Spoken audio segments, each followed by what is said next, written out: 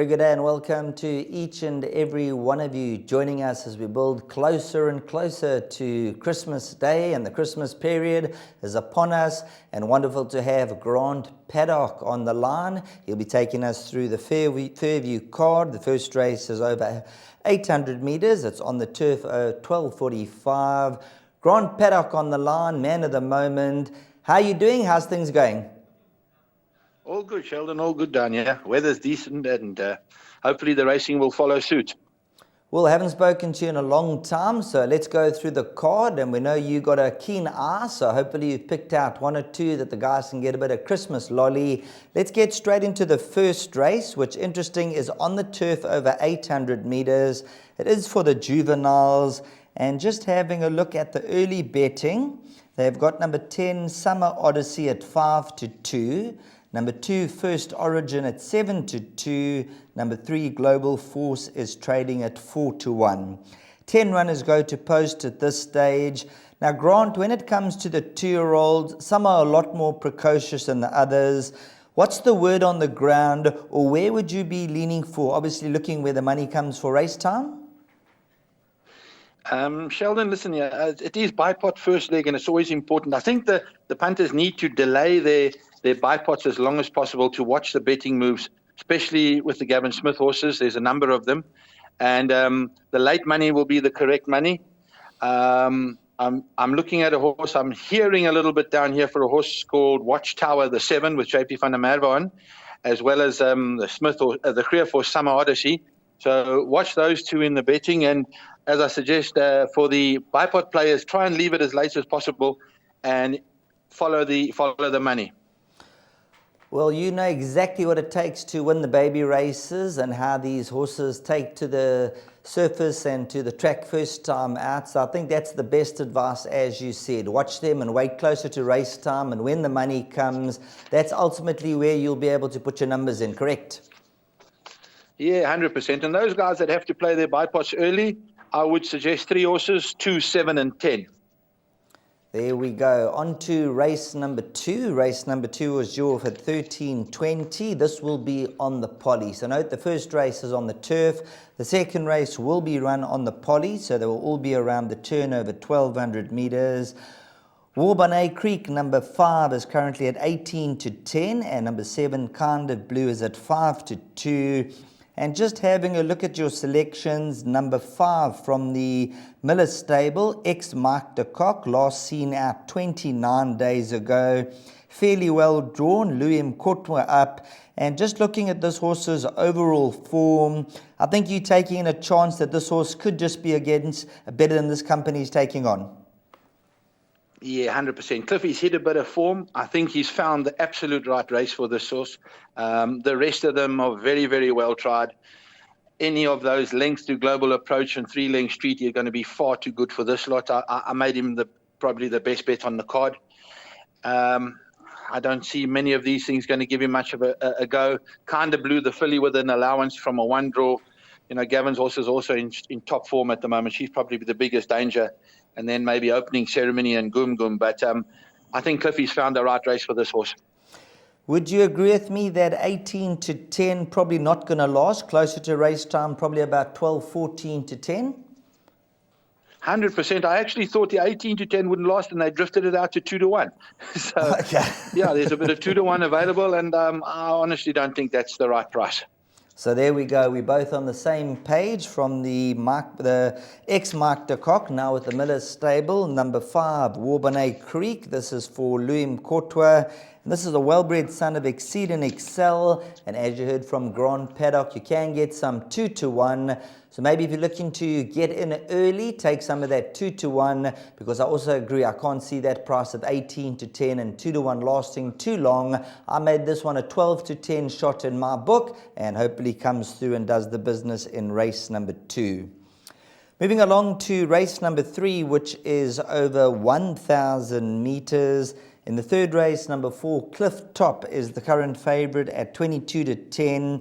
7, Vegas Gold, 33-10 with 3, Sybil Wright, and number 6, Liddell's Echo, and then it's 8-1 and better the rest of the field. Grant, when you look at race number 3, the bookmakers have priced up 4 horses under 4-1. So I think that tells the story. Yeah, 100%. Tricky little race, no doubt. I do like Vegas Gold. Unfortunately, he jumped very badly last time out, and that cost him the race over 5 furlongs on the poly. You can't do that. But one draw, 53.5. He holds Clifftop.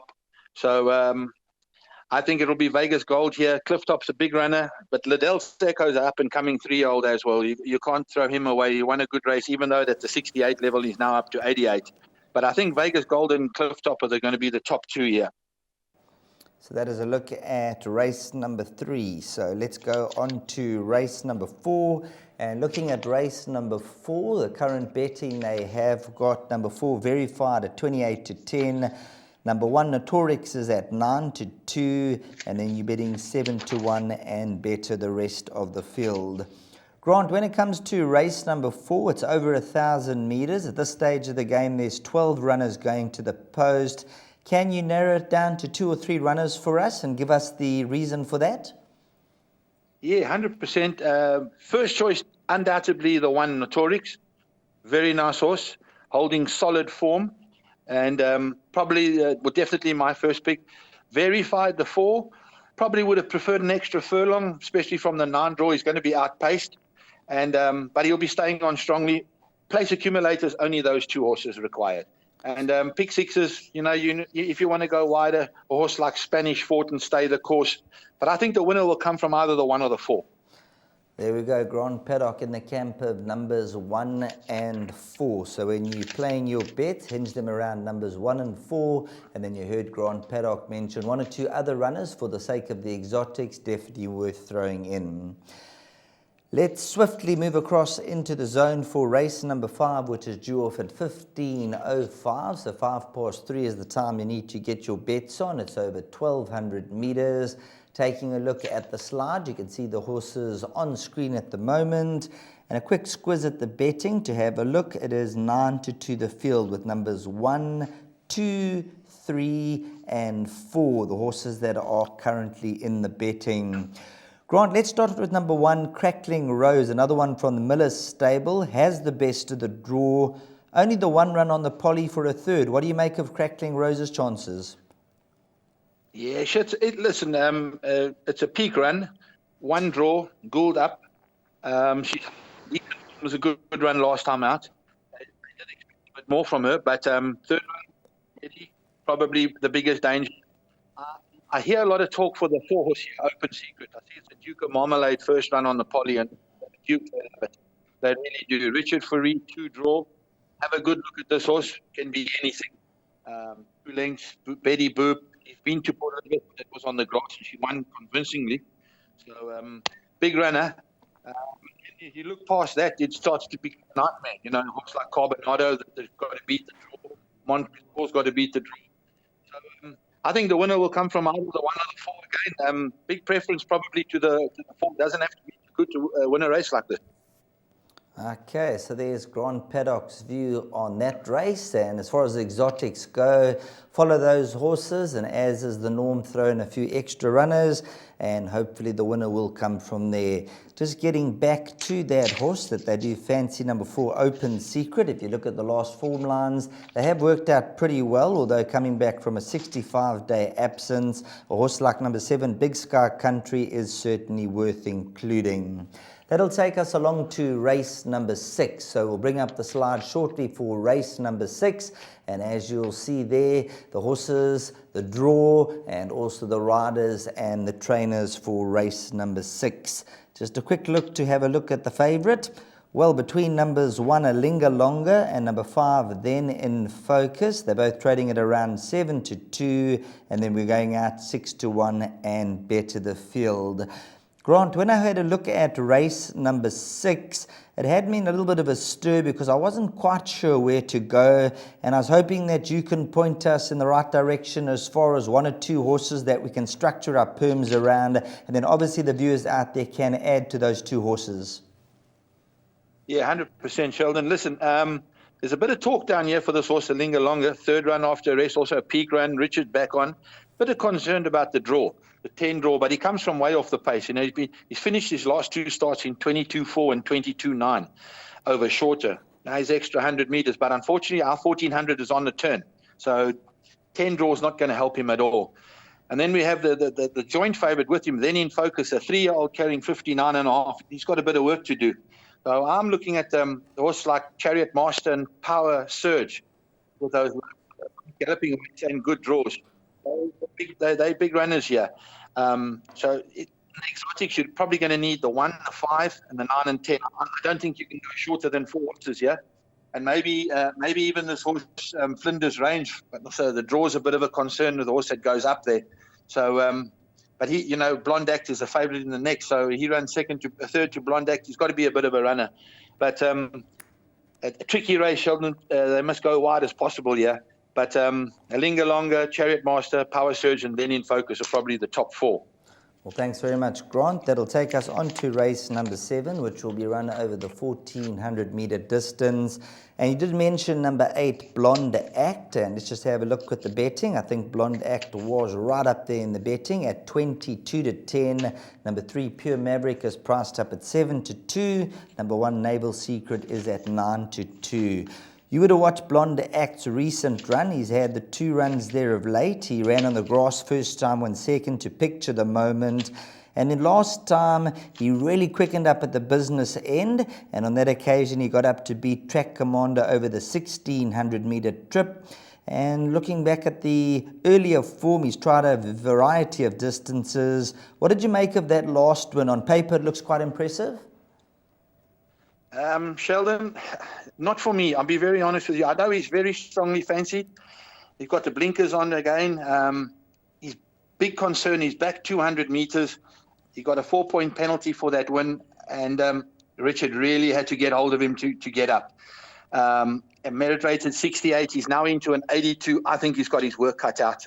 I think he's a horse that can run maybe 3rd or 4th. I cannot see him being at the same level as Naval Secret and Life on Mars. The top 2 there are in form. They've run against the best in PE, and they've held their own. Big runners. I think this is the exacta for the day, the 1 and the 2. And any one of those 2 I've got a slight preference for Life on Mars. He has beaten Naval Secret. Definitely the wrong price at 5-1 or 5.5-1. Kumalo, good draw. 1-2. They'll run 1-2. There's no doubt. And then a horse like Pure Maverick, he's got it all to do with also a 3-year-old, 58.5. Probably the wrong race for him, but it is his second run after layoff as well. And then maybe Blonde Act to finish up quartets and trifectas. Okay, well, there we have the lowdown about number 8, Blonde Act. As I said last time, it looks impressive on paper. I didn't see the race itself. He got up to the night Track Commander, but he is jumping up big time in company. And I think that's the reason they put the blinkers back on, just to try and sharpen him up. You heard from Grant, he took a long time to get going. And Richard Fourie, one of the strongest riders around, so obviously he's a horse. He'll be there or thereabouts, but Grant's not recommending that he's a banker in any type of bets, and numbers 1 and 2, probably the business. Grant, just a horse that I'd like to throw in, number 7, Alado's Pride from the Utsazen stable. Now, when you look at his form, he's been rather disappointing, and the handicapper hasn't really dropped him down, but he's a horse that perhaps you can throw into the quartets. I think this 1400 is probably going to be on the sharp side for him. They're going to go extremely hard here. That horse, Life on Mars, is very quick. He's got a decent draw. He'll be out in front, and a lot of spot. He'll probably be running on. I think he's going to be short of a couple of 100 meters, to be very honest with you. Probably better over a mile, 1900. There we go. So maybe just running out a little bit of track later on. Next time over an extra furlong or 2. Maybe a lot of Pride, a horse that is worth concluding and including into all the bets there. Now, ending off the meeting will be race number 8, where they are betting 4-1 the field. Currently, number 1, Wildest Dreams, is 4-1. Number 8, Maiden's Cove, is 6-1. Interesting money for number 9, Hey Siri, from 12-1 down to 6-1. And just having a look at race 8, number 7, Opera Swing. I see this is one of your value bets for the day. So let's start off with number 7, Opera Swing. If you look at the last couple of runs, has been doing some low action late on at 23.1, 400 to finish last time out. Seems to absolutely love the poly and the course and distance. So 10 to 1, you could be onto the right horse here, Opera Swing, Grant. Yeah, I've been following this filly. She's been given some abysmal rides, to say the least. She's got draw this time. She's always running on. And, she'll be able to hold a position. 8 lengths off them, swinging for straight poly and still making up that kind of ground. I think she's a very big runner. I thought 10 to 1 is a very good price, very good each way price, I should say. I think there's first 3. So, definitely the first 3 kind of horse. But a tricky race where the favourite's carrying 61.5 from a bad draw, and it's a front runner, so she's going to be working hard to get up there. Same with River Cafe, same kind of a story on that. And then, I'm looking towards these lower weighted horses, Maiden's Cove, Hey Siri as well. I'm glad to see there's money for Hey Siri because I think she's the improver in the race, there's no doubt. But I'm going for Opera Swing. But even a horse like Crafty Heart needs to be added. And Teak rode her last time out and probably didn't get on with her. She's back with Ryan, and she held form with Ryan on, and she got a decent draw as well. So that's also got to go in. Definitely the most difficult race on the card. You need a couple of horses here. The 1, the 2, the 6, 7, 8, and 9. Just touching on number 9, Hey Siri, from 12 to 1 down 6 to 1. When winning the maiden was pushed up from a 63 to a 71. But last time out ran a fair 4th. So a horse that you have to factor in. But as you mentioned, one of the more trickier races on the day. 100%. I agree with you there. Well, thanks very much, Grant, and thanks very much for giving us your time and your input. Always much appreciated. And hopefully Opera Swing can pay for some of the Christmas presents on the day. So thanks very much, Grant. Thank you very much. Let's move on to the shortlist now and the suggested bets, where we'll go to Grant Paddock's suggested value bets and also his multiple bets. Race 8, number 7, which is Opera Swing, and we're just having a chat about Opera Swing, trading at around 10 to 1, so that could represent some nice each-way value. The best bet, race 2, number 5, Warbonnet Creek, and that is at around 2 to 1, and we both thought that this horse would be a lot shorter in the betting. So come race time, watch the flow of support. If the money's going to come, it might be spot on. Then the suggested multiples, race 2, number 5, a win bet, onto race 8, number 7, which is going to be Opera Swing, a place bet. Warbonnet Creek, a win, and Opera Swing onto the places. So thanks very much to Grant Paddock for all his input for the Fairview meeting.